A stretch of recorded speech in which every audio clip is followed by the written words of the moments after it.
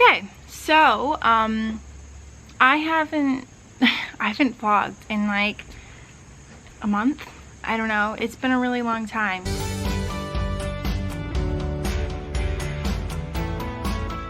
And yeah, I don't like look great still, not feeling great still. Some updates. Let's get into some updates. Alright, so update number 1, my biopsies came back normal from my endoscopy and colonoscopy. So what that means is that, you know, I knew I didn't have like an ulcer. God, my hair is just bothering me, 1 second. It means that, I don't know, it just means that stuff's fine. Like they didn't find anything that would show why I'm having iron and ferritin levels that are super low. Borderline anemic for the past like almost a year. Didn't show anything for that, and my hematologist was really hoping that something would show up on the endoscopy and colonoscopy, and no results for why I'm having so many stomach or GI symptoms like pain, distension and bloating, you know, acid reflux. Literally, I have a list of like a lot of stuff that I'm having issues with, and they didn't find anything on there. So that puts out some of the big stuff like ulcers and stuff, but it doesn't give us information on what actually is going on.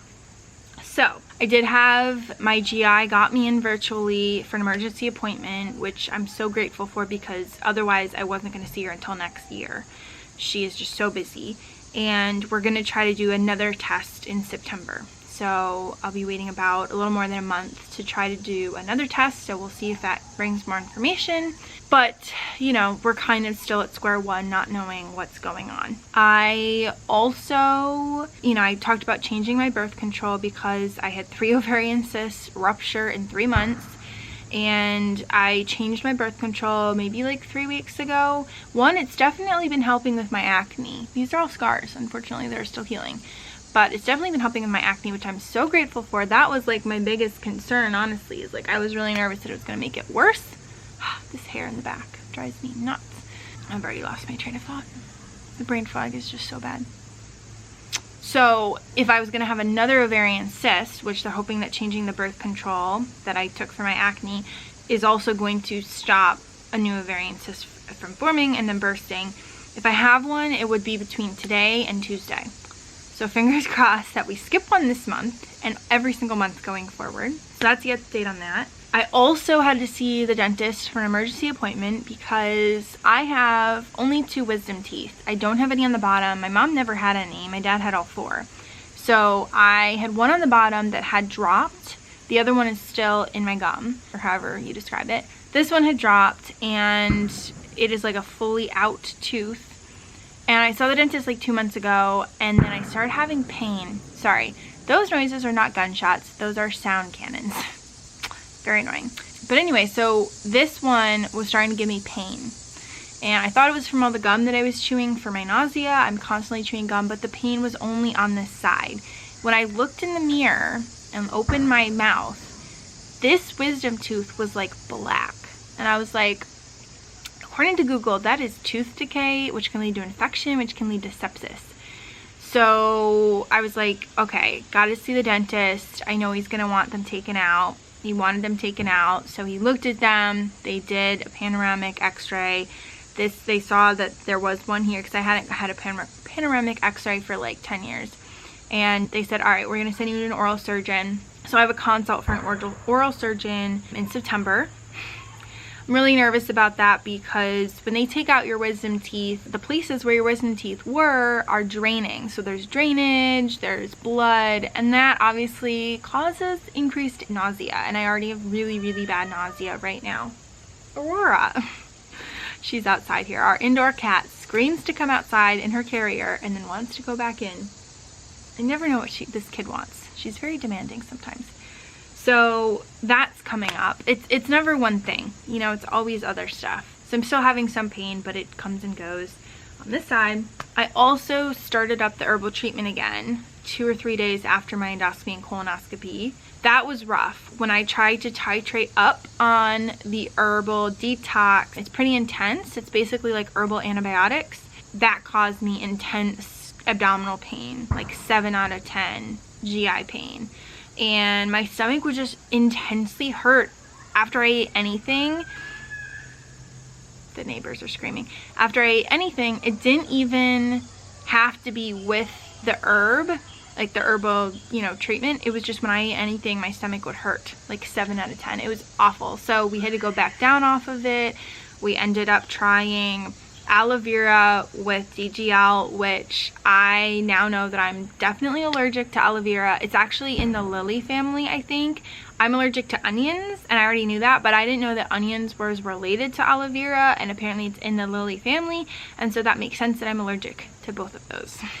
So I tried that for a couple days, was honestly making it worse, went off of that, and so we've kind of been going back and forth and like titrated back down. Now I'm trying to titrate back up again. It's been like pretty intense. I've just felt super sick, and it's just been tough. But this whole week has been beautiful weather, so I've been sitting outside almost every day, and I'm so grateful for that. That really, really increases my mental health. And so that feels really good. And another crazy thing that happened is that I was sitting, I take this chair, this is like a really soft chair I got for my birthday. I take this chair, it's like a folding chair, and I sit in it right inside the door, the sliding glass door, and I'll like hang out with our stray cats. So 2 exciting things happened. One, Periwink, or Winkle for short, he brought a girlfriend. There's a new cat, I'll insert pictures here. Her name is Wave. We are unsure if she is either pregnant or has worms. She has this like pot belly that could kind of go either way. Gestation period for cats is 60 days. So we're going to see if she actually is pregnant. My goal is to live trap them and take them to get spayed and neutered with forgotten cats, because normal vets do not just deal with feral cats, because these are very, very feral cats.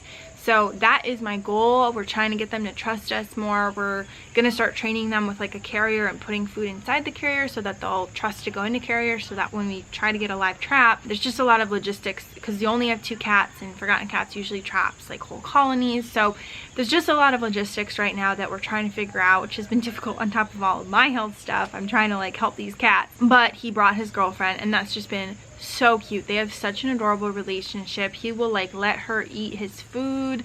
We started having to feed them like potables out now. And then one night I was sitting there at the door waiting for them. They'd been there earlier, and I was, you know, sometimes they'll come and go, and I looked down and I'm like, that's a weird looking cat. Because I couldn't see it very well. I was looking over my laptop, and I put the laptop away, and I was like, yeah, that's not a cat. And it was a skunk. I was 2 feet away from a skunk. I'll insert some photos and videos here. That was a wild experience. I've seen one other skunk in the wild in, I think it was like Michigan. We were staying at this resort, and this mama skunk was walking around with her like 4 babies, and the babies were like pure white, super cute. It was freaking adorable, but obviously you don't want to get too close, because they were just like walking around a parking lot, and we were like in the parking lot with them and just like staring. But this little girl or boy was like 2 feet away from me. Cutest little, she was just so adorable. She was so cute. And she was a striped skunk, according to Google, is what she looked like. She had a little stripe here. She had really beautiful curving stripes on her back. Such a cutie. So that was really fun. Now we have a pet skunk. She almost sprayed me, so I moved inside, and they do this stomping thing before they spray, and she did that twice to me, and I was like, okay girl, calm down, it's all right. For some reason I just feel like it's a girl. It might not be, but yeah. So that was wild. And then the last update is today I was inspired to try doing a dopamine detox. I was listening to this podcast. It's Off the Vine with Caitlin Bristow, and she was interviewing this counselor. I don't really listen to Off the Vine, but I was really interested in this counselor, and she interviewed this counselor who talked about like trauma with social media and people having PTSD from social media. And I just have the most anxiety surrounding social media, my phone, and she was going into these details. Aurora, what's wrong? She might need to pee. I might need to go soon and let her inside to pee. But she was talking about like people are getting so much information, like 1,000 times more information per minute than we used to 100 years ago. And so that is creating a lot of anxiety and stress in our brains. And I'm like, yes, that's literally me. So today I was like, you know what? I'm going to delete all my social media apps. I'm going to try to be off my phone as much as possible and just try to live in the moment, do things that, like she talked about, all the things that you do when you're not on your phone, those are what's really important for you to do. They create resources for you. I mean, I'm just fascinated with this whole thing. So I'm diving in to this dopamine detox. I'm deleting all my social media today. If you want to join me on this journey, feel free. I'm really, really excited to just be off my phone as much as possible because that thing causes me so much stress.